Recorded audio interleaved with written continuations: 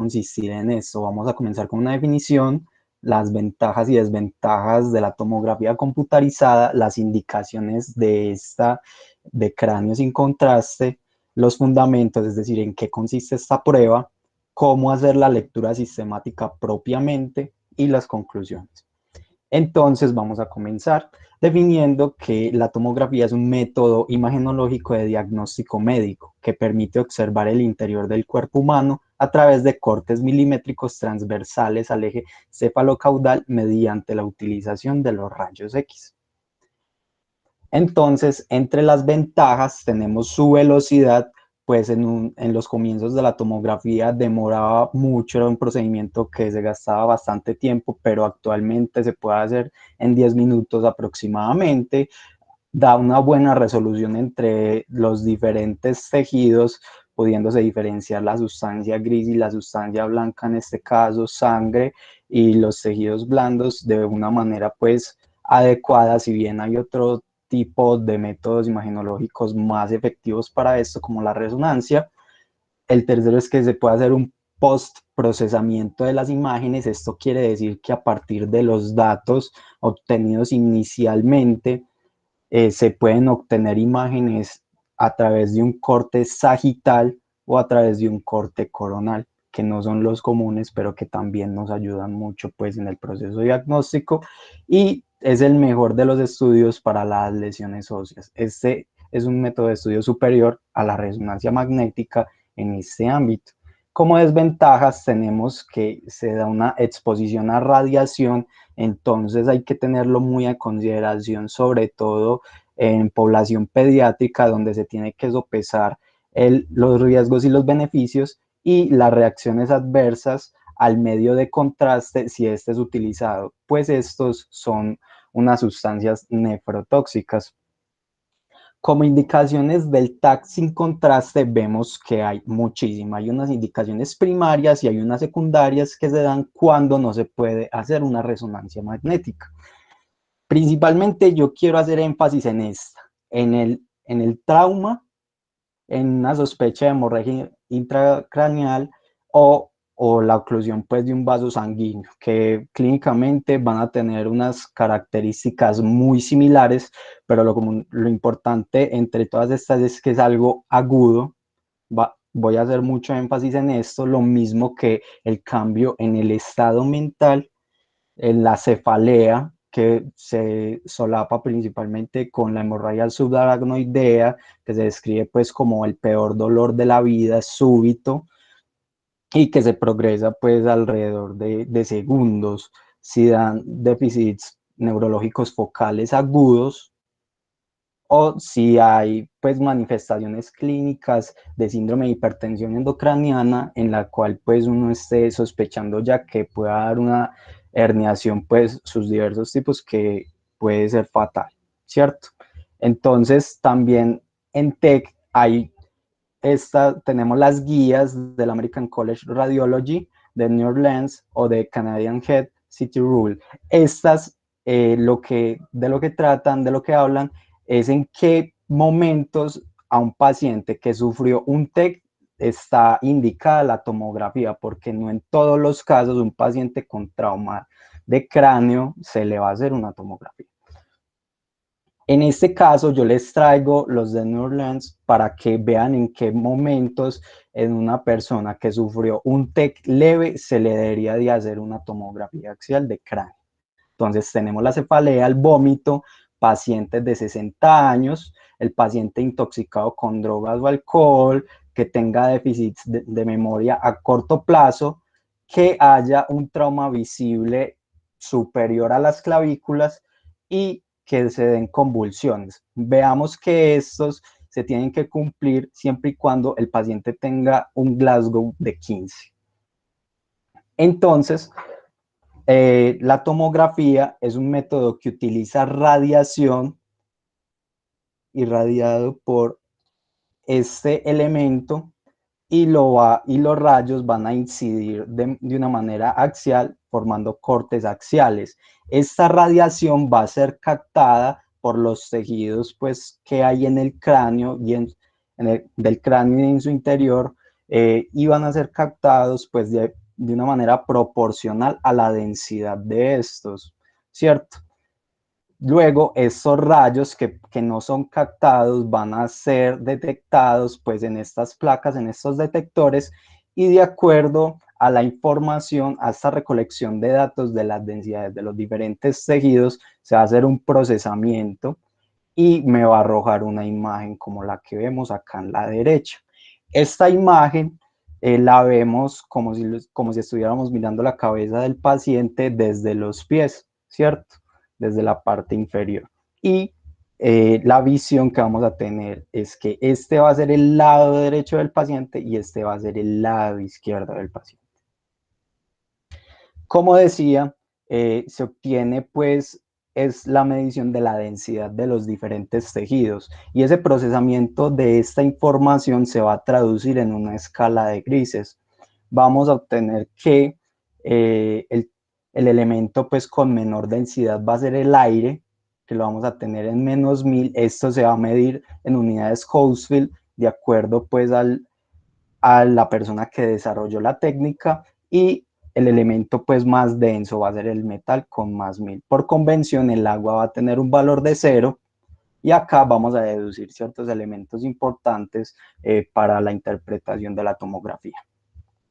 Vemos que el agua es más densa que la grasa, ¿cierto? Y esto es muy importante acá en saber por qué la sustancia gris es más densa que la sustancia blanca. Los cuerpos neuronales van a tener abundante agua, mientras que la materia blanca, los axones, van a van a ser ricos en mielina, ¿cierto?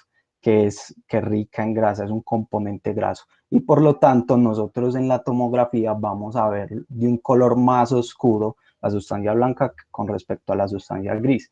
También tenemos que mencionar, importante, que la sangre pues es un elemento hiperdenso en el momento agudo. La hemoglobina es una proteína pues que tiene bastante densidad, pero a medida que va pasando el tiempo y se va dando la degradación de esta, va disminuyendo pues la densidad.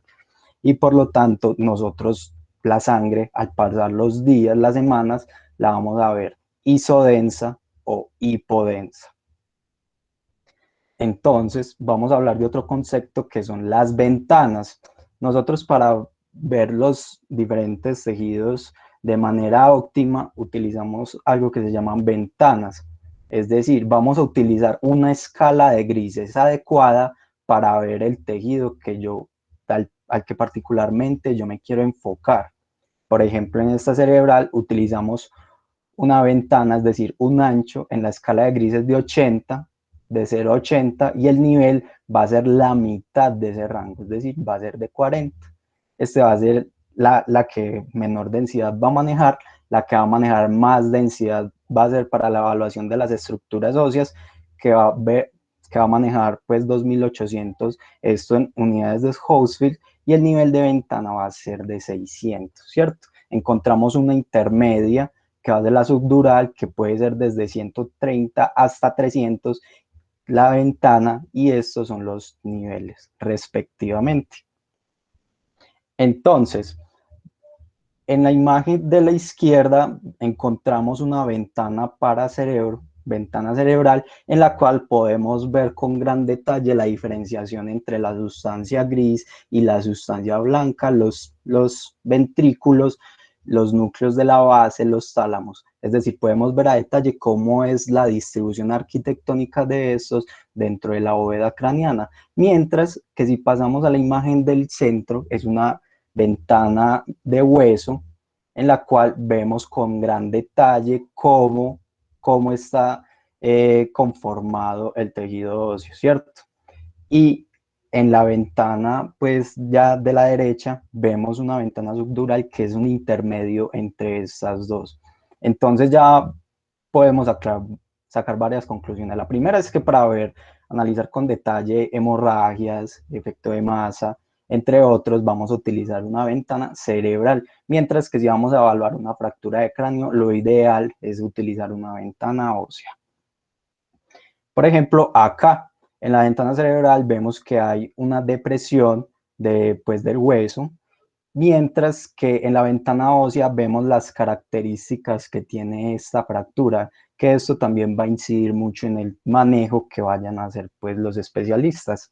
Pero nosotros muchas veces vamos a ser los primeros que vamos a caracterizar el tipo de lesión, entonces es necesario saber. Bueno, ahora como tal vamos a empezar con la lectura sistemática pues, de la tomografía. Es importante hacerlo, importante que cada uno tenga su orden. Este es el orden que yo les propongo para un hábito, sobre todo pues de un ámbito de urgencias y emergencias. Entonces primero vamos a empezar con los datos del paciente y vamos a utilizar una mnemotecnia que van a ser las 5W, pues de acuerdo a las preguntas que uno formula en el idioma inglés. Entonces, who, quién es el paciente, what, qué método diagnóstico se le mandó, si ese es el método diagnóstico que nosotros pues deberíamos de usar, where, dónde, este método diagnóstico fue empleado en este servicio hospitalario, fue empleado en otro lugar inicialmente. Bueno, ¿cuándo se le hizo esta prueba diagnóstica? Igual, ¿por qué se le está haciendo esta prueba diagnóstica? ¿Qué se le está sospechando? Pues de acuerdo a las manifestaciones clínicas del paciente. Entonces, otro elemento que debemos de tener en cuenta va a ser la ventana empleada, ¿cierto?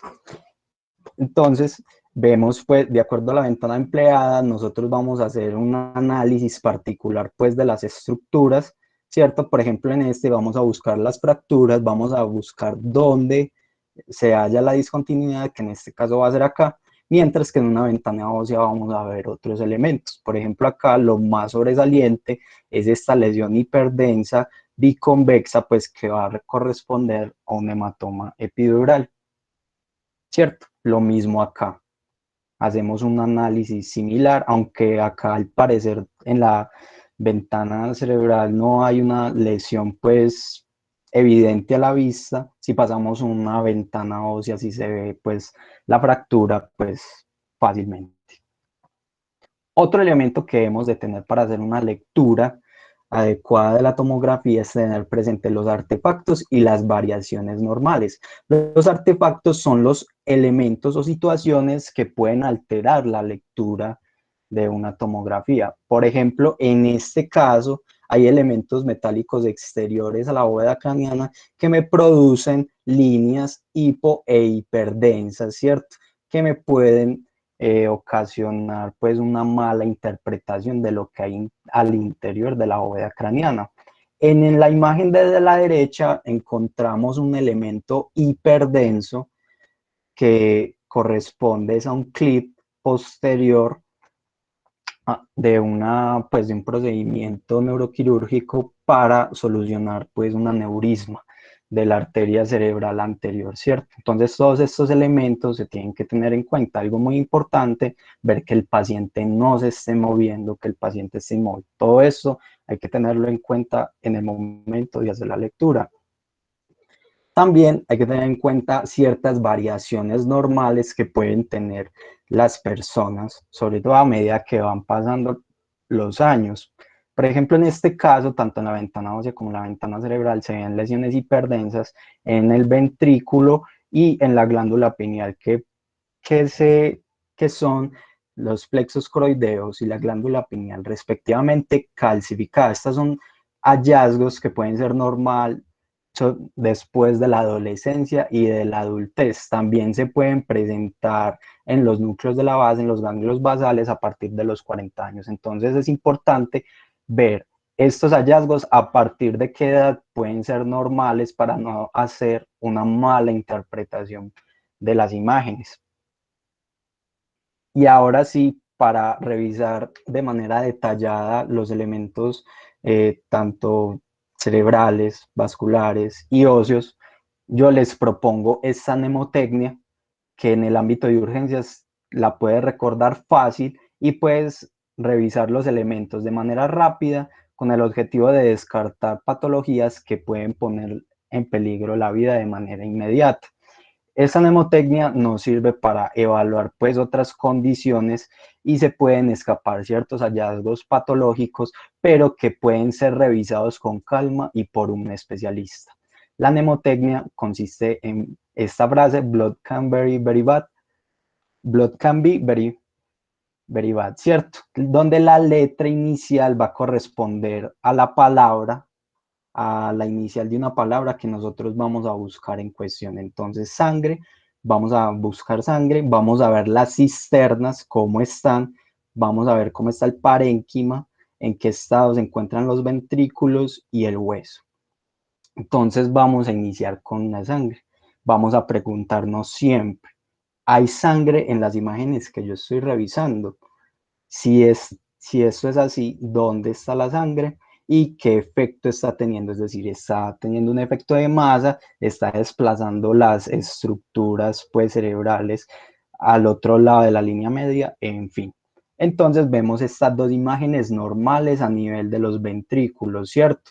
Donde vemos una simetría entre ambos hemisferios cerebrales, siempre comparando, los surcos están presentes en ambas imágenes, los ventrículos están normales y la línea está pues en la mitad. La línea media no está desplazada. Y lo mismo acá, podemos hacer un análisis semejante donde encontramos pues una calcificación de los plexos coroideos. Pero en el caso de un hematoma epidural, donde vemos una lesión hiperdensa bicóncava, vemos que ya se pierde la simetría. Acá ya no encontramos el ventrículo que estábamos viendo en la imagen previa, ¿cierto? Porque el aumento de la presión de este lo elimina. Y encontramos en el otro lado que sí se puede ver bien el ventrículo. También tenemos pues este otro ejemplo de un hematoma epidural que también borra el ventrículo lateral, pero ya está desplazando las estructuras más allá de la línea media. Vemos que está volviendo el parénquima pues hipodenso con respecto pues a la distribución de sustancia gris y blanca que podemos encontrar en el otro lado de la imagen, ¿cierto?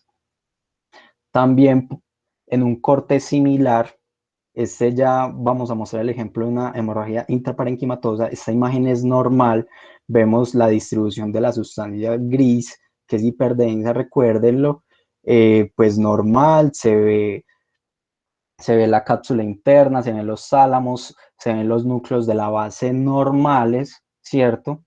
Pero en el momento, pues en este ejemplo encontramos esta lesión hiperdensa a nivel de los núcleos, de los ganglios basales, que corresponde pues a una hemorragia intraparenquimatosa.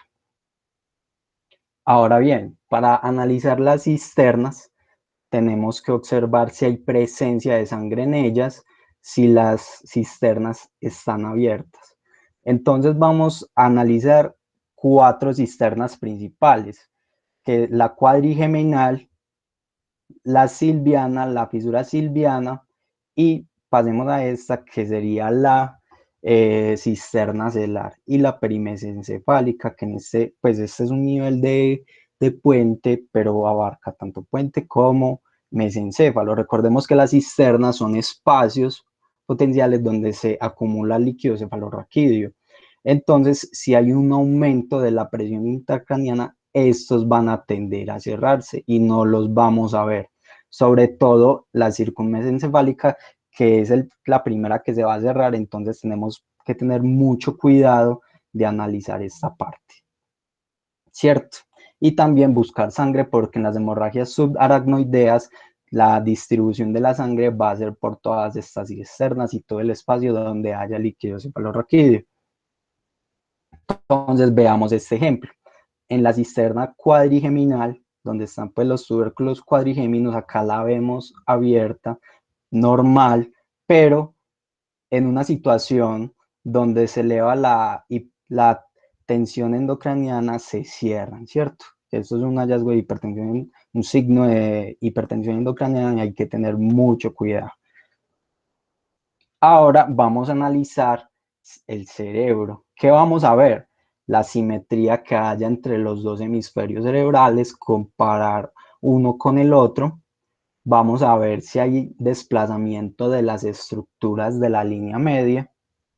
Vamos a hacer una diferenciación entre la sustancia blanca y la sustancia gris y vamos a ver la presencia de los surcos. que se encuentren pues abiertos, que se encuentren permeables. Entonces encontramos las mismas imágenes de los ejemplos anteriores, pero acá ya vamos a hacer pues énfasis en otra cosa. Vemos que la apertura de los surcos estén bien tanto de un lado como del otro, que sean pues semejantes, no tienen que ser exactamente igual, pero que sí sea semejante, que sea simétrico, que este lado sea igual a este en la línea media. Con lo que nos referimos a la diferenciación entre la sustancia gris y blanca, es que pues la densidad de la corteza se vea interdigitado por la sustancia blanca, que es esta región hipodensa, como lo vemos en la anatomía normal, que la cápsula interna esté bien, que los núcleos de la base, la cabeza del núcleo caudado, el núcleo lenticular se vean bien, de acuerdo al corte obviamente. Para eso uno tiene que saber la anatomía normal en los diversos pues, niveles del corte. Y lo mismo acá, donde vemos también muy bien estos elementos.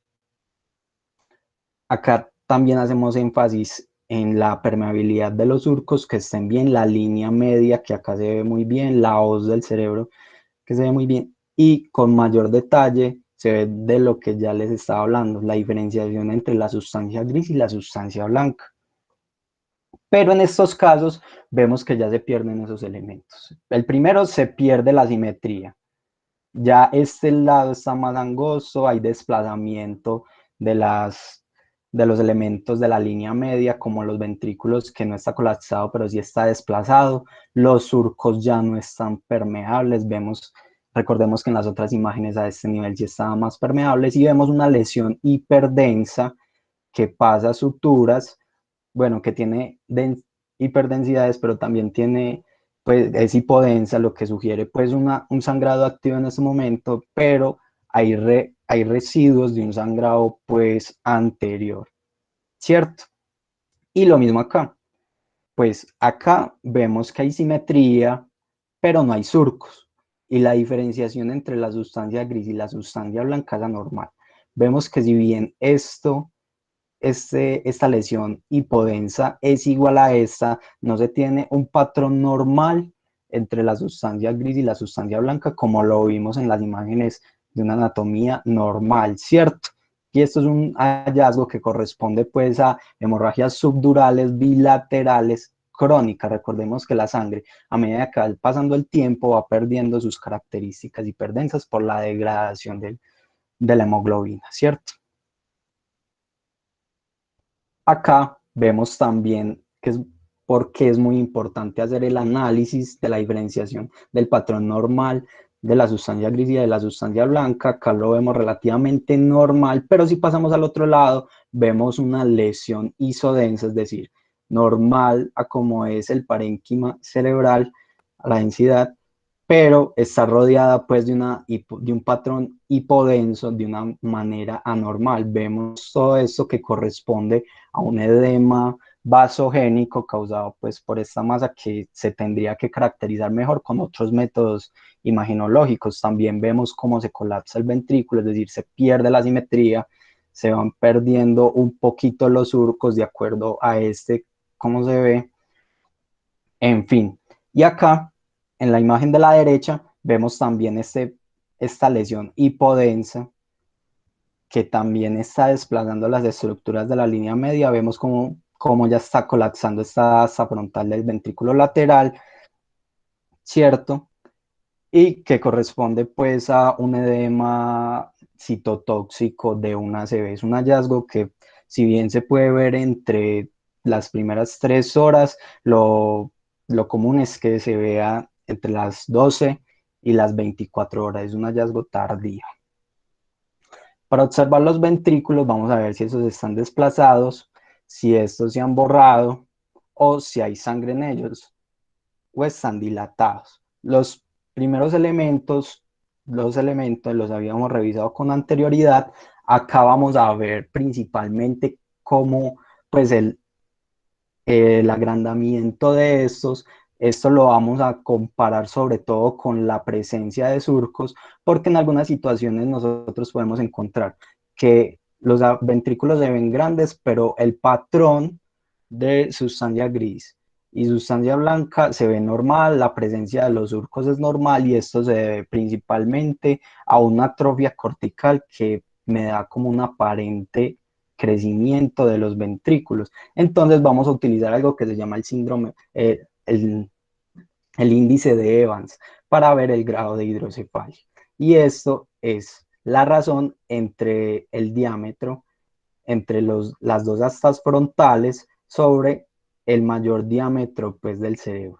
Y si esto es mayor a 0.3, es un índice de hidrocefalia, que es pues, es una enfermedad, es una situación pues, fácilmente corregible quirúrgicamente. Lo mismo acá, tenemos que tener en cuenta cómo es la anatomía normal de las astas temporales de los ventrículos, porque estas se ven muy amplias pues con respecto a la imagen inicial, que vemos cómo se ven de pequeñas, si bien el cuarto ventrículo está en un tamaño normal. Entonces vemos también en los ventrículos la presencia pues de una sustancia hiperdensa que corresponde a sangre, lo mismo en la fisura silviana, ¿cierto?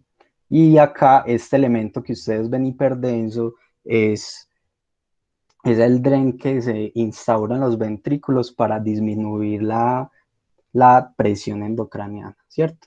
Y finalmente, para evaluar el hueso, nosotros tenemos que buscar las fracturas y signos de neumatización. Esto es importante porque si hay presencia de aire, indica que hay una lesión de la dura madre, pues que ya va a implicar otras cosas con respecto al tratamiento, ¿cierto? Entonces, para eso recordemos la misma imagen de la vez pasada y vamos a poner la ventana ósea para ver la continuidad del hueso y cómo son las características de este y vemos pues la discontinuidad en esta ventana.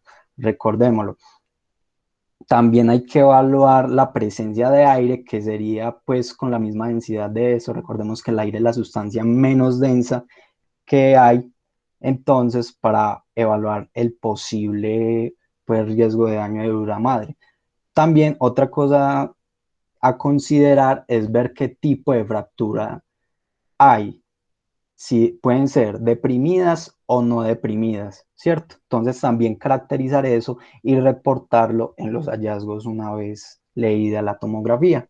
Entonces, como conclusiones, este es un método diagnóstico que se utiliza sobre todo en pacientes con déficits neurológicos agudos, dado pues la gran resolución que puede dar las imágenes en un tiempo muy corto entre todas las variantes pues, que hay de tomografía axial computarizada de cráneo que se pueden utilizar, pero que se tiene que hacer una lectura de imágenes de manera sistemática para que no se nos pasen hallazgos que pueden ser pues signos de patologías que atenten contra la vida para poder aplicar un tratamiento de manera oportuna.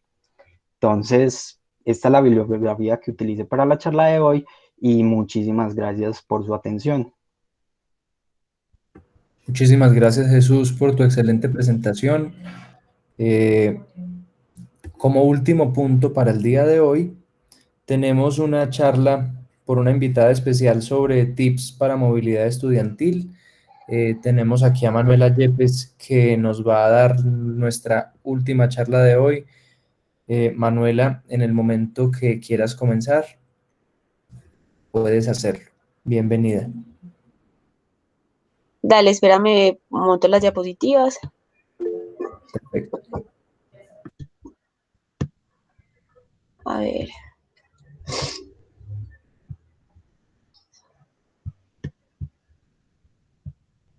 Ay, ven.